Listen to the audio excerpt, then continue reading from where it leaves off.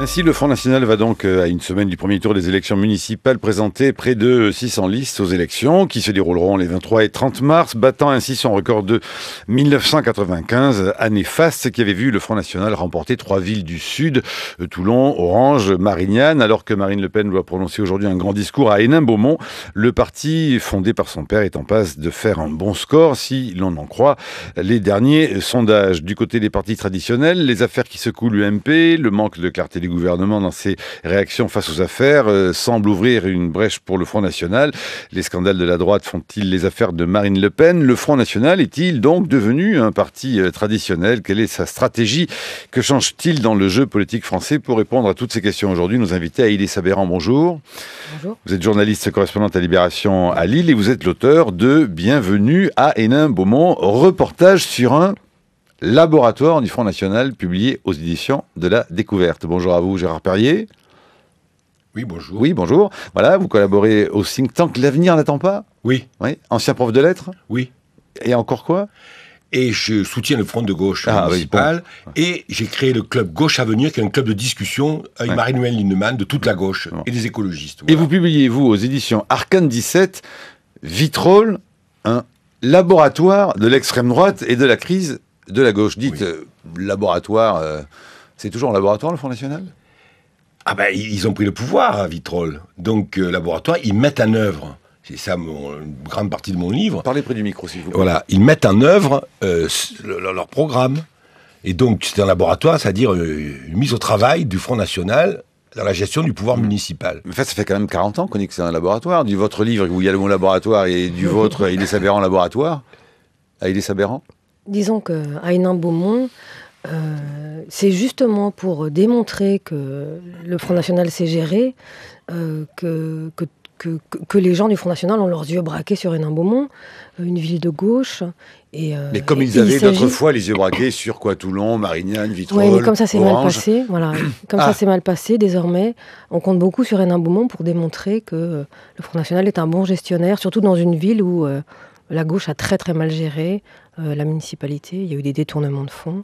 Enfin, voilà, donc le Front National veut démontrer qu'il saura gérer une mairie désormais. On refait un petit peu d'histoire pour démarrer et nous essaierons de comprendre d'ailleurs davantage ce qui se passe aujourd'hui à une semaine de ce premier tour.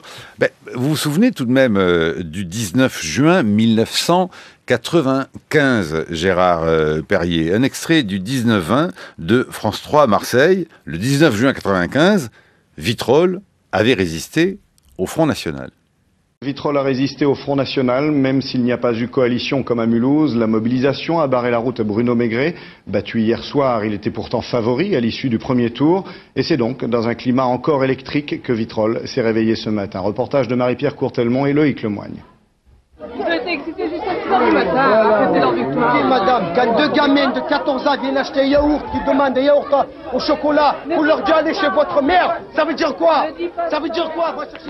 La scène se passe dans un des quartiers les plus difficiles de Vitrolles. Cet après-midi, une histoire de pot de yaourt dégénère sur le résultat des élections. La gauche a gagné. Alors, paradoxe, les jeunes beurs applaudissent l'arrivée de la police municipale. Ils ont fait la fête toute la nuit et maintenant ils sont un peu excités. Où est-ce que vous vouliez Maigret, madame? Moi, j'ai rien à dire. Moi, je suis commerçante. Vitrolles, une zone d'habitation plus qu'une ville. Le quartier général du Front National, hier largement ouvert aux journalistes, aujourd'hui fermé aux caméras. Les militants disent avoir peur des représailles. Un seul d'entre eux veut bien parler. Les Vitrollais restent confiants, parce qu'ils savent que M. Maigret va rester. Quoi qu'il se passe, M. Maigret va rester. Mais dès aujourd'hui, il va bien falloir vivre ensemble, avec un score si serré, seulement quelques centaines de voix de différence entre les deux camps. Parce qu'il y a quand même 43% de gens qui n'ont pas changé d'avis, qui sont restés fachos, donc je pense que c'est des fachos purs et durs.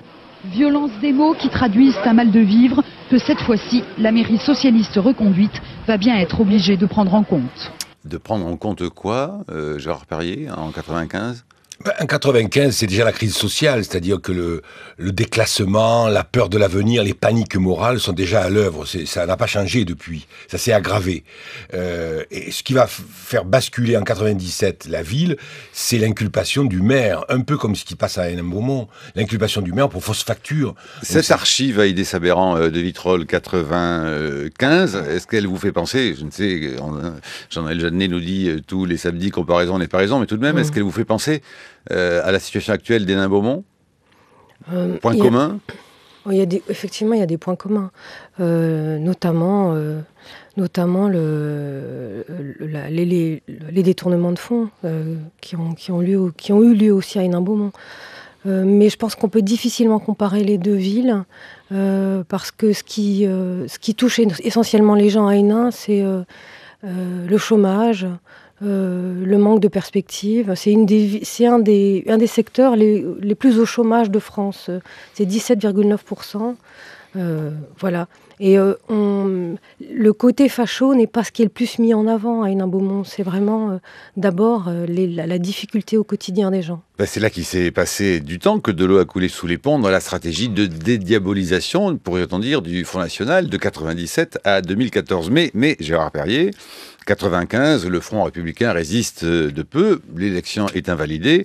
Et donc, à peine 2 ans après, écoutez cet extrait du journal de France 2. Et là, nous sommes le 9 février 1997. Après Toulon, Marignane et Orange, Vitrolles est désormais la 4e ville conquise en moins de 2 ans par le Front National. La liste FN, conduite par Catherine Maigret, a en effet remporté l'élection municipale de dimanche avec plus de 52% des voix, face au maire socialiste sortant, Jean-Jacques Anglade, qui n'a obtenu qu'un peu plus de 47% des suffrages. Reportage à Vitrolles de Guylaine Chenu et Hervé Pozzo. La Marseillaise pour fêter la victoire. Avec plus de 52% des suffrages, Catherine Maigret remporte cette élection et offre ainsi une 4e ville au Front National. Autour d'elle ce soir, venus en voisin et en chaperon, les maires frontistes de Marignane et d'Orange et son mari à qui elle dédie sa victoire. Je voudrais souligner combien notre victoire est d'abord celle de mon mari. Un peu plus tôt dans la soirée, c'est en effet Bruno Maigret qui tire les premières conclusions politiques de ce scrutin. C'est la preuve que le Front National a la capacité de rassembler une majorité de Français dans une élection contre la classe politique.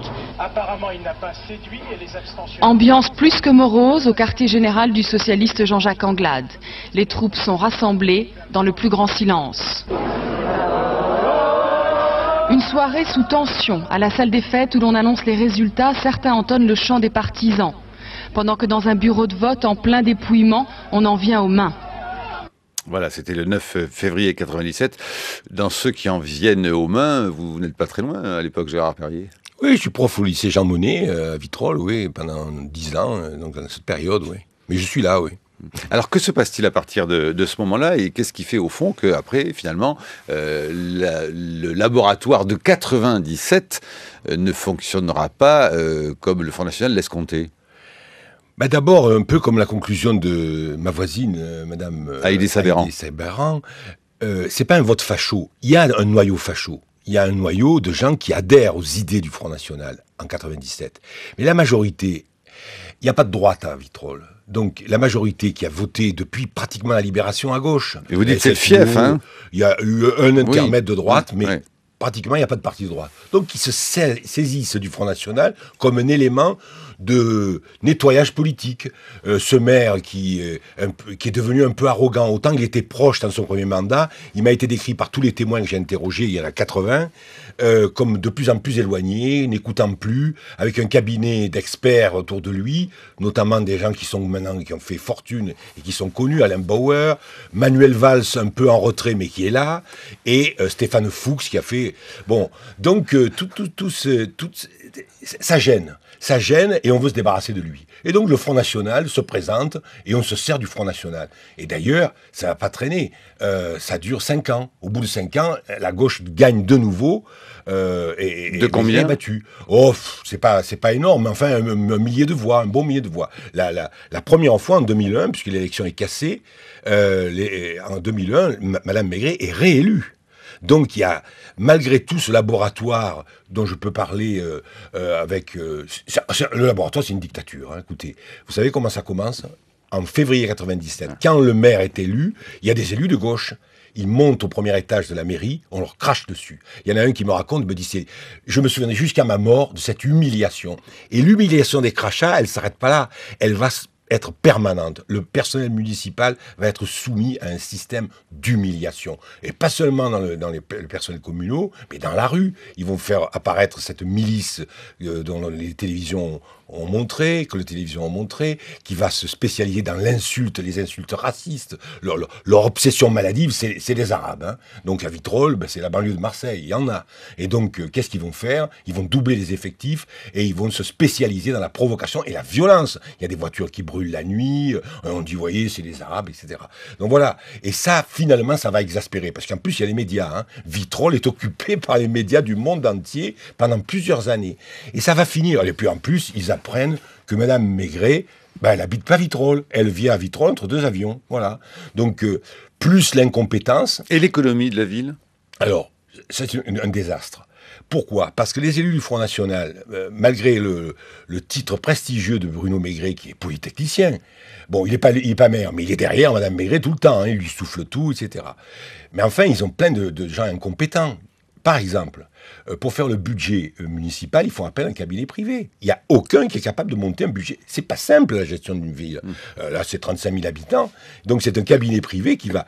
Et ainsi de suite. Ils vont virer, par exemple, tous les travailleurs sociaux. C'est beaucoup, hein, 130 licenciements de contractuels. Et ils vont les remplacer par des gens incompétents, qui n'ont pas de qualification.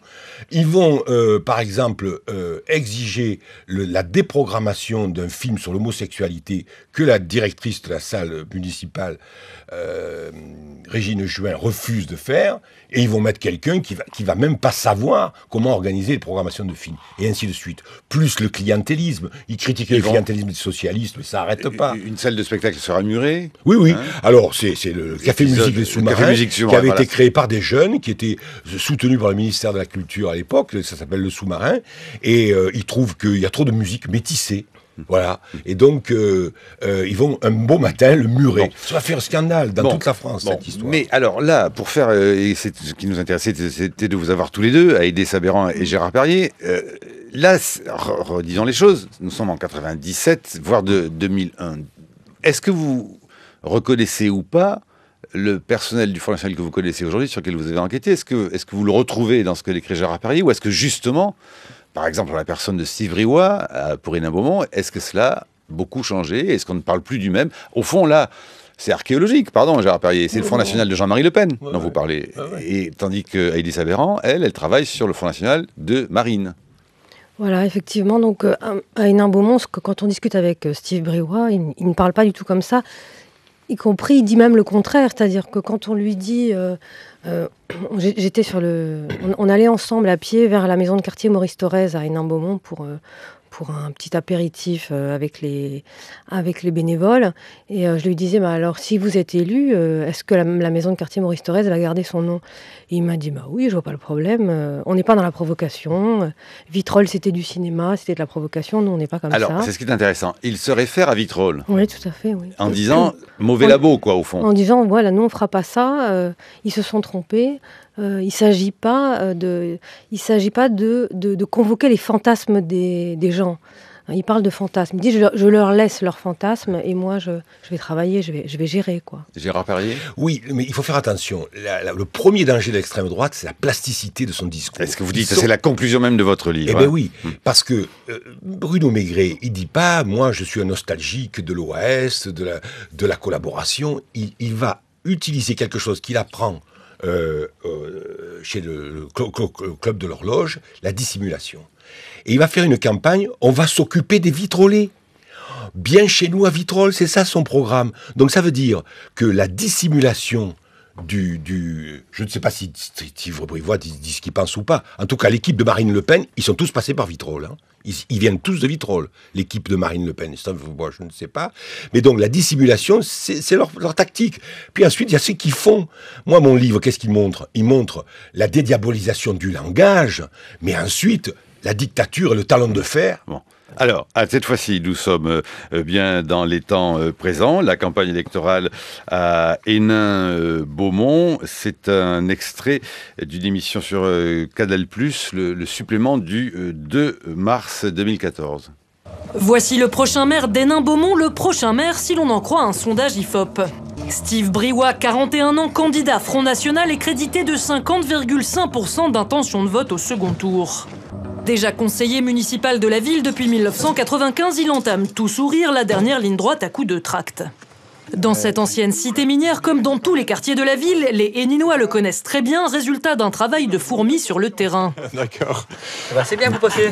Comme d'habitude. C'est le seul qui se présente et qui passe les processus. Oui, mais... Vous voyez pas les autres? Non, ils voient pas. Ses promesses aux gens d'ici, des impôts en baisse et bien sûr la sécurité. On a eu des Polonais, on a eu des Italiens, on a eu des Portugais, on n'a jamais eu de problème. Et là, il y a des gens maintenant en France qui nous créent des problèmes, qui volent. Il faut dire franchement, il y a des vols partout maintenant. Alors c'est qui ces nouveaux qui posent problème? Je sais pas. Vous voyez bien comme nous, il ne faut pas chercher mes 14 heures. Quand on voit, moi je regarde toujours les émissions de la télévision, les enquêtes, c'est toujours les mêmes. Les gens ne sont pas clairs comme vous et moi. Hein. Hénin-Beaumont, département du Pas-de-Calais, une ville symbole de la France à la peine. 18% de chômage, 27% d'habitants au RSA, des milliers d'emplois industriels disparus et de multiples affaires de corruption. Voici la terre choisie par Marine Le Pen pour faire prospérer le FN depuis 2007. Alors, à seulement 3 semaines du premier tour des élections municipales, qui pourra empêcher Hénin-Beaumont de virer FN? À gauche, les candidats sont Eugène Binès, le maire sortant socialiste, Gérard Dallongeville, ancien maire aussi, condamné dans des affaires de corruption, et David Noël pour le Front de gauche. Et puis à droite, il y a Jean-Marc Legrand. Corruption, tous pourris, évidemment sur le marché, Steve Briouat n'a plus qu'à se baisser pour ramasser. J'ai eu un premier maire qui m'a serré la main, qui m'a dit vous inquiétez pas, demain on va sur le tas, on voit le problème, le lendemain il est en prison. Superbe. On a tellement été déçus par les autres que maintenant on va se rabattre dessus, voilà, on espère que ça ira mieux. La victoire, elle va arriver. Voilà, ça aura mis effectivement quelques années, mais vous savez, les socialistes sont pas faciles à décoller de leur rocher, quoi. Faut y aller à la cuillère, comme ça. Alors, Aïdé Sabéran, est-ce que Steve Briouat a des chances à Hénin-Beaumont? Alors, si on regarde les chiffres, si on regarde les 55,14% de Marine Le Pen au deuxième tour des législatives en 2012, on peut supposer que oui, il a ses chances. Ensuite, je ne suis pas Madame Irma, donc j'en sais rien. Mais effectivement, c'est une ascension. Sa stratégie par rapport à ce qu'on disait, alors par rapport à 97 aujourd'hui, par rapport à la ville, quelle est la stratégie, quelle est sa campagne? Que promet-il? Alors, il parle autant de sécurité que de bio dans les cantines, que de pistes cyclables, que de places en crèche, que de baisser les impôts. Voilà. Ça n'est pas une campagne exclusivement tournée vers les marqueurs traditionnels de l'extrême droite. Vous dites une chose dans votre livre, et nous y reviendrons après, parce que sans doute n'est-ce pas seulement spécifique à Hénin-Beaumont. Moi qui m'a frappé, vous dites à Hénin-Beaumont, il y a une bizarrerie. C'est une ville sans centre. Le sentiment que la ville ne sait même pas comment elle s'appelle. Oui, c'est vrai. Est-ce que c'est pour vous un facteur important de ce qui se passe politiquement? Je ne sais pas, c'est difficile. Alors c'est difficile d'interpréter ça, hein, mais moi c'est vraiment quelque chose. Cette phrase-là, en tout cas, quand on la lit 3 fois. Oui, c'est vrai. Moi, ce qui m'a frappé, c'est que, vous savez, sur les cartes IGN de la région, vous allez voir la cité Foch, la cité d'Arcy, qui sont des cités minières magnifiques, très belles, de petites maisons qui datent des années 20. Et la cité Foch et la cité d'Arcy, pour ne citer qu'elles, ne sont pas indiquées dans la ville. Pareil pour tous les quartiers d'Hénin-Beaumont, à part le village de Beaumont, qui est en fait le village qui a été rattaché à la ville dans les années 70. Et ça me frappe, c'est-à-dire qu'on a l'impression que cette ville, elle a honte de ses quartiers populaires. Elle ne se connaît pas. 8h et presque 17 minutes, Brice Couturier, c'est l'heure de votre chronique. Merci Marc. Dans un entretien qu'il vient d'accorder au Figaro Vox, le sociologue Jean-Pierre Le Goff constate: Les règlements de compte se succèdent entre les camps et à l'intérieur de chaque camp dans une spirale délétère qui a tous les traits d'une autodestruction au profit de l'abstention et des extrêmes. La machinerie politico-médiatique s'emballe et personne ne semble en mesure de l'arrêter. Cela ressemble à l'effondrement d'une classe politique. À travers la succession des affaires, au fil des ans, le monde politique apparaît de plus en plus comme une caste ou une oligarchie en voie de décomposition, de plus en plus étrangère aux préoccupations des citoyens ordinaires, mais qui n'en continue pas moins de vivre et de se déchirer dans l'entre-soi, et ce, dans une situation des plus critiques. Fin de citation. Les sondages le montrent abondamment, l'image de la classe politique en France ne cesse de se dégrader. 87% des sondés par Opinionway pour le Cevipof en janvier estiment, je cite, que les responsables politiques se préoccupent peu ou pas du tout des gens comme moi. À quoi cela tient-il ?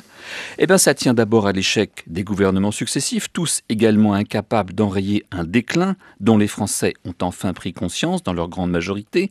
74% des sondés par Ipsos pour Le Monde en décembre dernier voient, je cite, la France sur le déclin, les 3/4.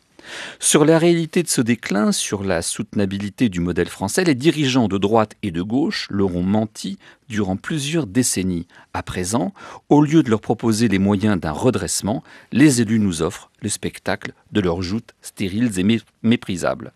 Cela tient aussi à l'esprit du temps, fait de délectation morose et de dérision cynique. Tout est prétexte à moquerie, le pouvoir n'impressionne plus, il fait rire.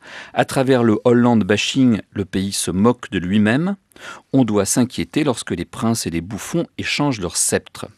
Et bien sûr, cela tient, on en parle depuis ce matin, à la multiplication des affaires, qui rend plus assourdissant encore l'impuissance de l'opposition à proposer une alternative à l'absence de programme cohérent de la majorité gouvernementale elle-même.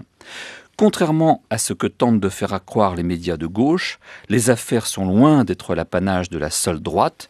Bien sûr, nul n'a oublié l'étrange arbitrage rendu en faveur de Bernard Tapie, les rétrocommissions de Karachi. Mais c'est déjà de l'histoire ancienne. Aujourd'hui, il y a le fort soupçon pesant sur le président de l'UMP d'avoir autorisé une société, dirigée par certains de ses amis, à présenter à son propre parti des factures gonflées.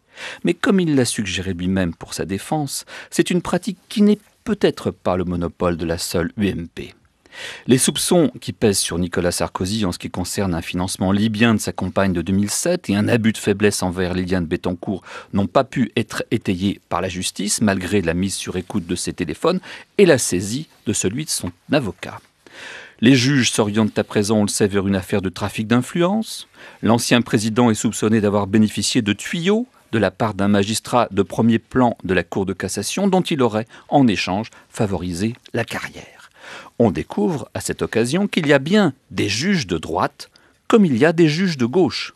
On le savait depuis l'affaire du mur des cons, que la garde des Sceaux n'avait pas jugé nécessaire de sanctionner. Eh bien, la doyenne des juges d'instruction, Sylvia Zimmermann, a néanmoins décidé le mois dernier de mettre en examen la présidente du syndicat de la magistrature pour injure publique aggravée. On n'aura pas la cruauté de rappeler au Parti socialiste qu'un ministre des Finances réputé champion des contrôles fiscaux, Jérôme Cahuzac, avait caché sa propre fortune dans des paradis fiscaux. Mais puisqu'on en est aux avocats mis en examen, on mentionnera aussi le cas d'un proche du président du Conseil général des Bouches-du-Rhône, Jean-Noël Guérini, qui vient d'être poursuivi pour complicité de trafic d'influence. Et si le Front National a de fortes chances, comme on le disait là encore, d'emporter la mairie d'Hénin-Beaumont, n'est-ce pas parce que les socialistes locaux se sont fâcheusement compromis dans une gestion locale épouvantable. Alors la question du jour, c'est: le Front National va-t-il bénéficier de ce climat délétère ? On le redoutait à l'UMP, où l'on aurait préféré s'épargner la multiplication des triangulaires entre les deux tours, mais le PS est en train de réaliser qu'il n'en sera pas forcément le bénéficiaire, puisque Marine Le Pen a déplacé le parti de son père vers un nouveau terrain. N'est-elle pas parvenue à faire du Front National le parti de l'autre politique, celle qu'on n'a pas encore essayée, sortie de l'euro, dévaluation, France seule, protectionnisme, etc. Le plus frappant, face aux affaires d'ailleurs, c'est la discrétion des dirigeants actuels du FN. Ils font mine de s'en attrister, quand leurs prédécesseurs avaient l'habitude de s'en réjouir bruyamment. Ce changement montre que le vieux parti d'extrême droite croit avoir réussi sa mue. De parti tribunicien, il serait devenu un parti de gouvernement. Il prétend ne plus contribuer au pourrissement général, mais incarner la véritable alternance. Alors la question, bien sûr, c'est cela peut-il marcher auprès d'un électorat de plus en plus exaspéré? La chronique de Brice Couturier sur franceculture.fr, réactions, commentaires, Gérard Perrier, Haïdé Sabéran. Ce qui me frappe, quand on parle d'autres politiques, c'est qu'effectivement, c'est ce qu'on entend sur le terrain, c'est ce que nous racontent les gens. On a essayé la droite, on a essayé la gauche, donc maintenant on va essayer le Front National. Mais ce que j'entends aussi souvent, c'est finalement que le Front National est toujours un vote de colère. J'ai pas senti, y compris à Hénin-Beaumont, où il a dépassé 55% aux dernières élections, je n'ai pas senti d'adhésion au FN, au Front National. J'ai senti plus et vous avez une tout colère. Parcouru, sillonné de fond en comble. Donc, mais votre témoignage nous intéresse. Oui. Et dans les discussions avec les gens, c'était surtout une adhésion à une personne, au personnage de Steve Briouat et à la personne un peu starisée de Marine Le Pen, mais pas véritablement aux idées du Front National. Et donc, cette affaire d'autres politiques, c'est quand même... ça reste... C'est un vote d'exaspération, pardon, je peux avoir le micro. Exactement. C'est un vote d'exaspération et pas un vote d'adhésion. Exactement. Alors, Gérard Perrier, parce que Gérard Perrier, vous, dans votre livre, il faut bien voir une chose qui est intéressante, c'est que vous dites laboratoire, certes, de l'extrême droite, mais vous parlez déjà, vous, et nous sommes dans les années 80 et 90, de crise de la gauche. Écoutez, moi, ma thèse est simple. Et d'ailleurs, je ne suis pas le seul à la partager, c'est que le Front National, c'est la combinaison de la crise sociale, le malheur des gens, l'appauvrissement, la fin des Trente Glorieuses, les politiques keynésiennes, etc. Et d'une part, et d'autre part, de la crise de la gauche. La crise de la gauche, en un mot, c'est que la gauche s'est avérée, ces 30 dernières années, incapable de faire des réformes progressives et de mobiliser le peuple. Elle s'est détournée du peuple. Elle lui a menti, elle a fait piloter la politique par des experts. Ça c'est le discours de Mélenchon. Ça. Non, mais écoutez, moi c'est aussi le mien. C'est les experts ne sont pas aptes à diriger la gauche. Or, depuis 30 ans, c'est ce que fait la gauche au gouvernement, c'est ce qu'avait fait Anglade. Il s'est entouré d'une équipe de gens très forts. La communication avec Fuchs, la vidéosurveillance avec Bauer. Et avec ça, il a cru qu'il pouvait se maintenir. Résultat, il a singé le Front National. Enfin, en 97, au moment de la campagne électorale, Jean-Jacques Anglade, le maire socialiste, par ailleurs un avocat brillant, tous ces gens-là sont des gens de conviction et des gens capables. Et il fait distribuer un tract en disant ce qu'il demande, nous l'avons fait. Et encore une fois, Valls, je ne vais pas le reciter, mais il est dans cette équipe. Et aujourd'hui, il a pendant tout un temps alimenté un racisme anti-Rom qui va conforter le Front National. Et par rapport à 97 et à Vitrolles, les choses se sont aggravées. Il y a un vote de colère. Moi, je suis d'accord avec ce que vient de dire Mme Sabéran. Mais il y a aussi un début de mobilisation, d'adhésion, parce que la gauche, c'est le vide. Et il faut qu'elle soit réinventée. Et moi, j'ai quelques idées sur la réinvention de la gauche. Alors, un extrait, cette fois, d'un reportage diffusé il n'y a pas si longtemps sur BFM TV. Marine Le Pen en visite à Hénin-Beaumont pour soutenir son candidat Front National. Cette coupe-là a une saveur particulière pour Steve Briouat. C'est la première fois, près de 20 ans après sa première élection en tant que conseiller municipal, qu'un sondage annonce la victoire du Front National en mars prochain. Un résultat qui, à l'en croire, ne pourra que se confirmer dans les urnes. Je suis convaincu de l'emporter pour plusieurs raisons, parce que les gens sont à bout, parce qu'on a eu le PS, ils ont tous les pouvoirs, et puis qu'on a besoin de fraîcheur ici. Voilà. Au second tour, selon toute vraisemblance, Steve Briouat devrait affronter le maire d'Hiver Gauche sortant, Eugène Binès, un homme discret et âgé de 72 ans qui revendique d'avoir donné la priorité au sérieux budgétaire, quitte à entretenir une image quelque peu austère. J'ai été maire d'une commune où il y avait 12 millions de déficit. J'ai été un maire peut-être pas considéré comme il aurait fallu qu'il le soit, parce que je n'ai rien donné aux citoyens, si ce n'est que ma bonne volonté, la bonne volonté de mon équipe, et la preuve que nous avancions dans la rénovation des routes, dans l'entretien de nos écoles, mais j'ai pas pu donner plus, quoi. Autre difficulté pour Eugène Binès, la candidature face à lui de Gérard Dallongeville, l'ancien maire socialiste de la ville qui a fait appel d'une condamnation pour détournement de fonds publics. S'il crée la surprise et se qualifie pour le second tour, il pourrait se maintenir et provoquer une triangulaire, du pain béni pour le Front National. Haïdé Sabéran. Oui, Effectivement, on a en face du Front National 3 listes. On avait 5 listes à gauche, maintenant on a encore 3. Et notamment cette fameuse liste de Gérard Dallongeville, qui est quelqu'un qui a détourné des fonds, 12 millions de déficit, Chambre régionale des comptes, redressement des comptes avec 85% d'augmentation des impôts, à nouveau 12 millions de déficit derrière, c'est-à-dire qu'il ne change absolument pas sa politique. Et puis quand Eugène Binès, le vieux maire que vous avez entendu, récupère la mairie, il récupère aussi 12 millions de factures dans les tiroirs. C'est-à-dire que non seulement il y avait 12 millions de déficit, mais il y avait aussi des factures qui n'avaient pas été payées. Donc, et aux gens qui lui demandent « Qu'avez-vous fait ? Vous n'avez rien fait ». Il dit « Si, j'ai quand même déjà au moins essayé de résorber les 12 millions ». Il a effectivement... il l'a fait. Il l'a fait, on ne peut pas lui enlever ça. Mais il a ce grand handicap de ne pas avoir un contact très facile avec la population, ce qui est exactement l'inverse de Dallongeville et qui est exactement l'inverse de Briouat. Ils sont tous les deux des gens qui sont très forts dans le contact. Et Dallongeville, on est très très étonnés. Moi j'ai fait le marché avec lui, c'est incroyable, la reconnaissance des gens qui lui disent merci, grâce à vous j'ai une maison, grâce à toi, même il le tutoie, grâce à toi mon fils est à la mairie, on te soutiendra toujours, tu as été mal entouré, toi t'es trop gentil, ce sont les autres qui t'ont mal conseillé, etc. Voilà. Alors, les questions autour de la table pour le débat, je vous laisse la parole à Gérard Perrier, mais Thierry pêche depuis un moment. Oui, écoutez, moi je vous écoute et je me dis, Hénin-Beaumont, Vitrolles sont des lieux où le Front National est traditionnellement très fort, mais en même temps les municipales ne sont pas des élections très favorables pour le Front National. Si on les regarde dans leur ensemble, est-ce que le vrai rendez-vous, c'est pas plutôt les européennes qui sont juste derrière? Parce que finalement, sur les européennes, sur l'Europe, le Front National est en vraie rupture avec le reste de la classe politique, même avec le Front de gauche. Donc est-ce que c'est pas ça qui va finir par payer, je dirais, cher pour le Front National? Ce qui me crèverait le cœur, personnellement. Mais est-ce que vous ne croyez pas, vous qui écoutez le terrain, que là, il y a un vrai sujet de rupture avec le reste du monde politique? Aïdé Sabéran. Les gens ne me parlent pas des européennes à Hénin-Beaumont. Effectivement, c'est un grand projet de Marine Le Pen, elle le disait, et elle le dit y compris sur place, que voilà, le prochain horizon, c'est effectivement créer la surprise aux européennes.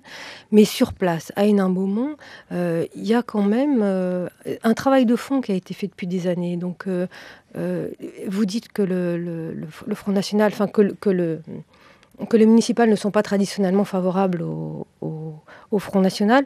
À Hénin-Beaumont, ça pourrait, quelque chose pourrait apparaître là. La donne pourrait changer. Et ils savent qu'ils sont observés. C'est ce que dit Steve Briouat. Comme Vitrolles a été observé il y a quelques années, ils savent que les caméras, les journalistes seront là pour les observer, pour les surveiller en quelque sorte.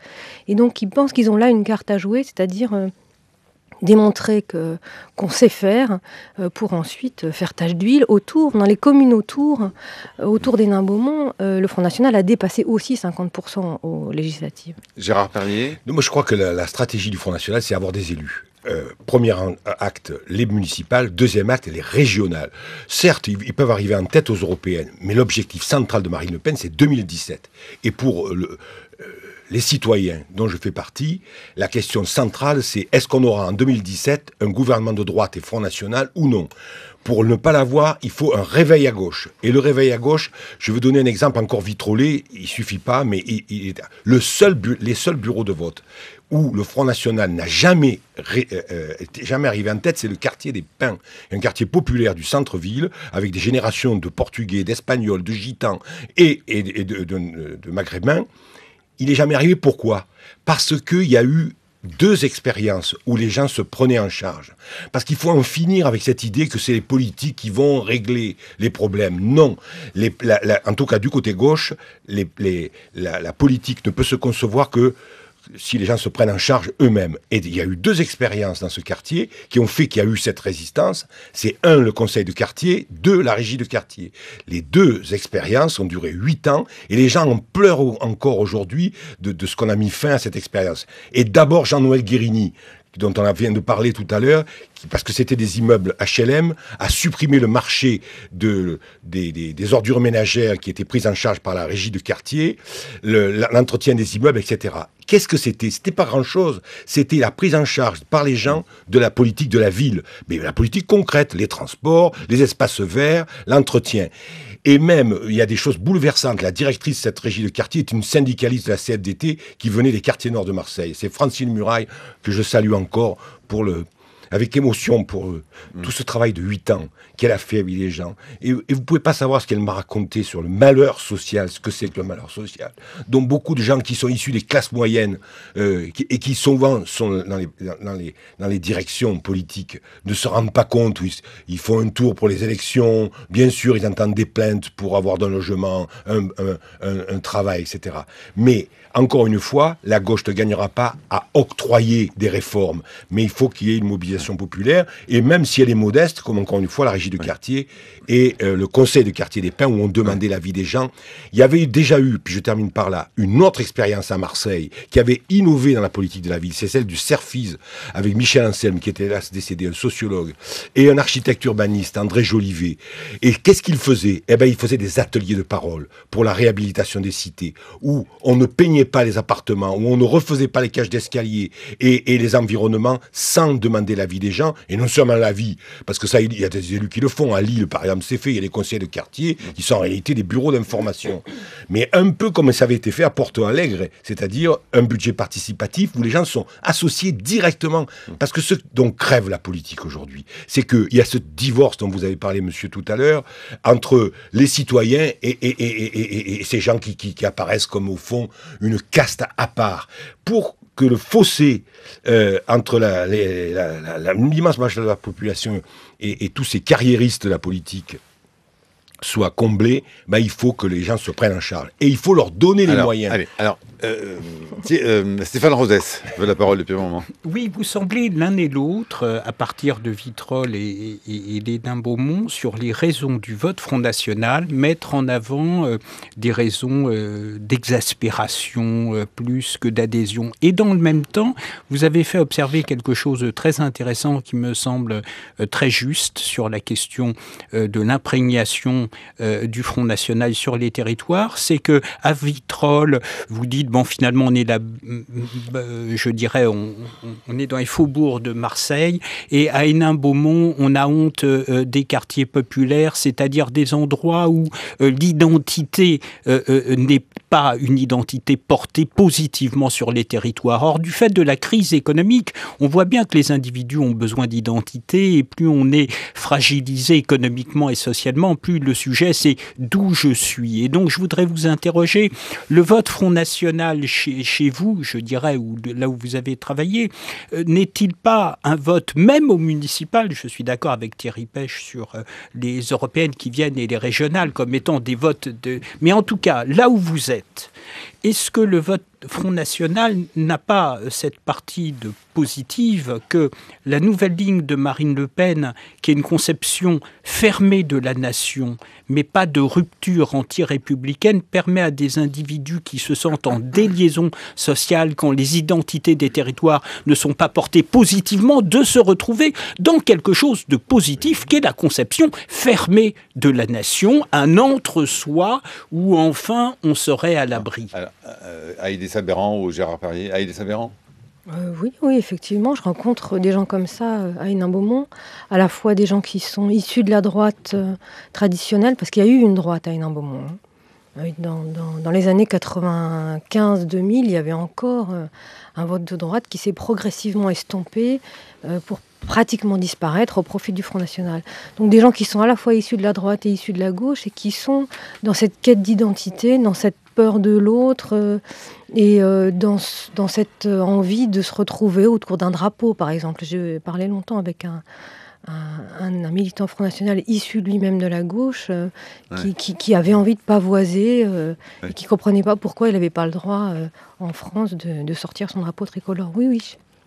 Brice Couturier. Oui, j'ai mentionné une des mutations du Front National qui me paraît évidente, c'est le fait que Marine Le Pen, au lieu de déplorer les affaires et d'essayer de surfer sur les affaires comme son père, au contraire, aujourd'hui, elle n'est plus dans le rejet de la politique, mais au contraire dans l'idée d'une proposition d'une autre politique, d'une alternative globale. Donc elle se propose comme vraiment un parti de gouvernement. Et la deuxième preuve, je pense qu'elle nous est donnée par ces élections municipales, parce qu'on est en train de changer de stratégie au Front National. Il faut bien voir qu'il y avait une stratégie des bastions, et maintenant maintenant, il y a une stratégie du maillage de territoire. 597 listes. Ça veut dire qu'on sort de la stratégie qui consistait à, autour du Nord-Pas-de-Calais et autour du Midi-Pyrénées, du Midi-Alpes-Provence, essayer de fédérer un certain nombre de communes. Là, il s'agit de mailler l'ensemble du territoire. Donc, on est vraiment dans une stratégie de conquête du pouvoir. Gérard Perrier. Oui, il y a une stratégie de conquête du pouvoir. Et à mon avis, ce que vous avez dit est intéressant là, sur l'agrégation autour d'une identité. Il y a la question du déclin. Parce que par rapport à 97, les choses ont en effet changé. C'est-à-dire que les idées de l'extrême droite, hélas, j'allais dire, tout profite au Front National. Que vous preniez les affaires à l'intérieur de la droite, que vous preniez la crise sociale, et même celle du déclin dont vous avez parlé, et vous, madame, vous avez cité une militante du Front National, Angélique, 40 ans, qui dit « Avant, on riait ». Mais c'est une réalité. Avant, c'est quoi? Pour ma génération, hein, c'est les 30 glorieuses. Moi, je suis issu d'un milieu populaire. Mon père est ouvrier, il commence sa vie avec un vélo, il finit avec une voiture. Mais ça, c'est fini. Les enfants de cette catégorie de promotion sociale qui touchait quand même une partie de la population, c'est terminé. Et donc le déclin, le Front National la prend à son compte en disant « Nous sommes le parti qui s'oppose à tout ». Les ouvriers chinois, les capitaux chinois, les bureaucrates de Bruxelles. Donc il se fait le porte-parole d'une espèce de refus de l'encerclement de la France et de sortie de l'Europe, parce qu'il y a aussi la question de la construction de l'Europe qui est une catastrophe telle qu'elle a été menée, puisqu'elle conduit à des régressions sociales. Enfin, il n'y a pas d'harmonisation fiscale, il n'y a pas d'harmonisation sociale en Europe, et on va avoir des gens qui c'est courant maintenant. Et ils nous piquent le travail là-bas en Roumanie ou en Pologne, etc. Et donc le Front National va être le porte-parole de tout ça. Face à cela, il faut que la gauche se ressaisisse et non seulement ait des réformes de redistribution des richesses. Mais que la gauche, pas la droite aussi ? Bon, écoutez, la droite, j'en sais rien comment ils peuvent faire. Ils sont dans la panique à ce moment. La droite est dans une panique totale et c'est le Front National qui va en prendre le contrôle. Moi, je ce qu'on a appelé le Front républicain, selon vous, est quelque chose... Ah non, ça ne marche jamais, ça. Non, à Vitrolles, ça n'a pas marché. Ça n'a pas marché, c'est-à-dire que les électeurs de droite, au second tour, en 97, ils ont voté pour le Front National. Hein. Ils ne voulaient pas de retour... Parce que la dernière phrase que dit Mme Maigret, quand elle est virée de Vitrolles, elle dit « Et le pire... » Parce qu'il y en a un qui dit, hélas, la droite a voté à gauche. Et puis, Mme Maigret ajoute, et le pire, vous savez ce que c'est le pire? Eh bien, c'est qu'on va avoir les communistes encore à la mairie. Voilà. Donc, il y a le fond de l'extrême droite, malgré les dissimulations, parce que Maigret avait commencé avec des choses très soft. Hein. Il critiquait les immeubles, le technocratisme et tout ça. Donc, c'est pas nouveau ce que fait Marine Le Pen. Il l'a déjà fait. Puis alors après, le reste, bon, j'en ai déjà parlé, j'y reviens pas.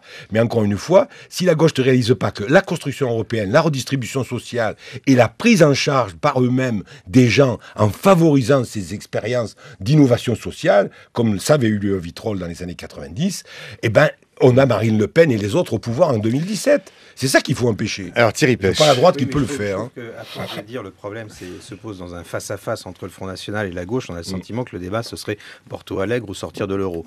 C'est un petit peu rapide. Il y a aussi une énorme crise de la droite de gouvernement qui, sans doute, rabat beaucoup d'électeurs. Elle est perdue, la droite. Juste finir ma question. Rabat beaucoup d'électeurs vers le Front National. Elle n'a ni leader, ni programme, ni stratégie, cette droite de gouvernement. Est-ce qu'il ne faut pas souhaiter, y compris dans vos territoires, vous l'avez dit, madame, en disant, il y a eu à un moment une droite parlementaire à Hénin-Beaumont, etc. Est-ce qu'il ne faut pas souhaiter que cette droite se reconstitue assez rapidement pour qu'on ait un débat, je dirais, plus serein, plus constructif, plus banal, si vous voulez, mais au fond qui rapporte un peu moins de troupes au Front National? Haïdé Sabéran, qui note, dans votre livre, pour préciser votre question aussi, Thierry, justement, vous dites que le Front National n'a pas seulement conquis de nouveaux adhérents ou sympathisants, il a su débaucher. Exactement, oui. On a eu à un moment donné un candidat au RPR qui, donc c'était en 2001, et à l'élection suivante s'est retrouvé sur la liste de Steve Briouat. On a eu une dame à laquelle je pensais tout à l'heure qui s'appelait Jacqueline Auchard, qui était UDF, qui faisait 20%, 30%, et son fils est aujourd'hui sur la liste de Steve Briouat du Front National. C'est-à-dire que elle a, pour l'instant, quasiment disparu. Et au fil des élections, on a à chaque fois un nouveau candidat UMP le précédent ne se présente pas, et on a l'impression qu'elle est en éternelle reconstruction à Hénin-Beaumont. Pour l'instant, on est loin du compte. Vous citez notamment quelques promesses et envies de Steve Briouat. À Beaumont, on pourrait avoir une belle tonnelle, mettre des drapeaux partout dans le village. Steve Briouat rêve aussi d'une fête d'Hénin-Beaumont. Ce serait une fête de notre identité héninoise. Chacun a chez lui des cartes postales de la ville comme elle était avant. Ça peut faire une exposition.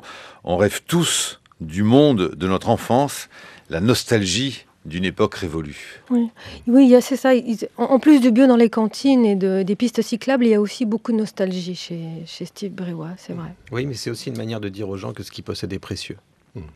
Oui, non, moi je voudrais dire, la droite est en pleine panique. Je pense qu'elle ne s'en relèvera pas, que le Front National a, lui, les racines et les moyens idéologiques d'en prendre le contrôle. Ça s'est déjà fait en Italie.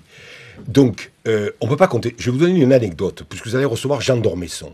Jean d'Ormesson... C'est les avenues de Jean d'Ormesson, à partir de ce soir, 8h. Jean d'Ormesson avait donné son nom à la médiathèque de Marignal, ville du Front National, pendant que Vitrolles est aussi Front National. C'est l'enfer.